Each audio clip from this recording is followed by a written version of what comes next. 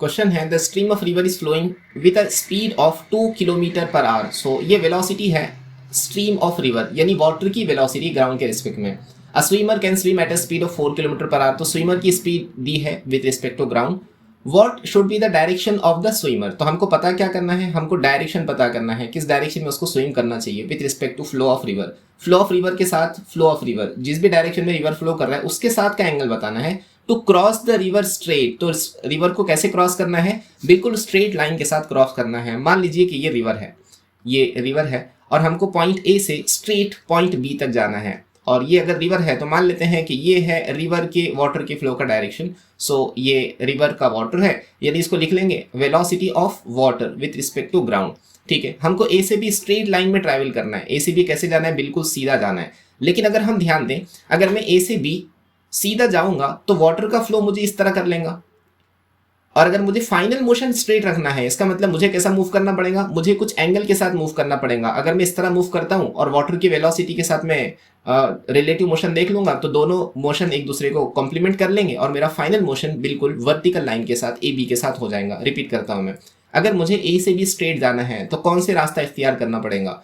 Option number 1, इस तरीके से जाऊं या सीधा जाऊं या लाइन 3 के साथ मूव करूं। अगर मैं लाइन 1 के साथ मूव करता हूं वाटर का फ्लो मुझे कुछ और टिल्ट कर देगा। अगर मैं पाथ नंबर 2 के साथ जाता हूं वाटर के फ्लो की वजह से मैं टिल्ट हो जाऊंगा, और 3 के साथ जाता हूं तो टिल्ट होने की वजह से मैं स्ट्रेट हो जाऊंगा। यानी बात का कंक्लूजन ये है कि मुझे पाथ नंबर 3 के ऊपर अपने आप को मूव करना पड़ेगा। पाथ नंबर 3 के ऊपर अगर मैं मूव करूंगा, ये होंगी वेलोसिटी ऑफ स्विमर, ये होंगी वेलोसिटी ऑफ स्विमर, और ये होंगी रिजल्टेंट वेलोसिटी। ये क्या होंगी, रिजल्टेंट वेलोसिटी। अच्छा, इस बात को थोड़ा ध्यान से देखें। अगर ये स्विमर की वेलोसिटी है और मान लीजिए कि ये एंगल कितना है, ये एंगल मान लीजिए अल्फा है। अगर ये स्विमर की वेलोसिटी है, ये अल्फा है, तो इस तरफ वाला कंपोनेंट कितना आ जाएगा, वीएस कॉस अल्फा। और ये वाला कंपोनेंट कितना आ जाएगा, वीएस साइन अल्फा।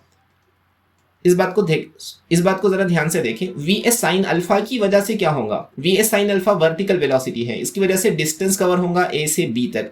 और दूसरी वेलोसिटी वीएस कॉस अल्फा ये हॉरिजॉन्टल वेलोसिटी है, इससे हॉरिजॉन्टल मोशन होगा। लेकिन हम स्ट्रेट लाइन में मूव करना चाहते हैं, यानी हॉरिजॉन्टल डिस्प्लेसमेंट कितना चाहते हैं, वेलोसिटी तो है, horizontal displacement along x direction ये 0 चाहते हैं। यानी हमको हॉरिजॉन्टल वेलोसिटी को कैंसिल करना पड़ेगा। हॉरिजॉन्टल वेलोसिटी को कैसे कैंसिल करें, अगर ये वीएस कॉस अल्फा ये वेलोसिटी ऑफ रिवर के साथ कैंसिल हो जाए तो हमारा मोशन स्ट्रेट लाइन पर ए से बी हो जाएगा। यानी इक्वेशन आ जाएगी VS cos of alpha is equal to velocity of water. इतना समझे, बस डेटा लिख लो। Stream of water is flowing with speed of, तो वाटर की स्पीड कितनी है, 2 है।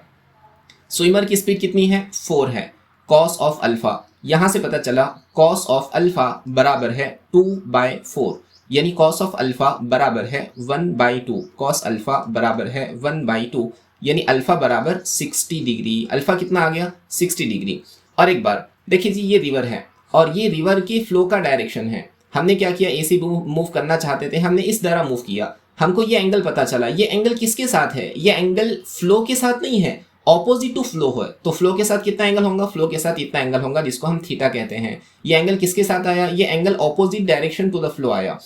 लेकिन हम लिख सकते हैं कि थीटा प्लस अल्फा, ये दोनों का एडिशन कितना हो जाएगा, थीटा प्लस अल्फा 180 हो जाएगा। हमको थीटा मालूम करना है, फ्लो के साथ डायरेक्शन कितना होगा, फ्लो के साथ मालूम करना है। अल्फा की वैल्यू आई 60 इज इक्वल टू 180, यानी थीटा बराबर कितना हो जाएगा, 120 डिग्री। थीटा बराबर 120 डिग्री, ये हमारा सही आंसर होगा। यानी option D should be correct, option D correct होना चाहिए। समझे।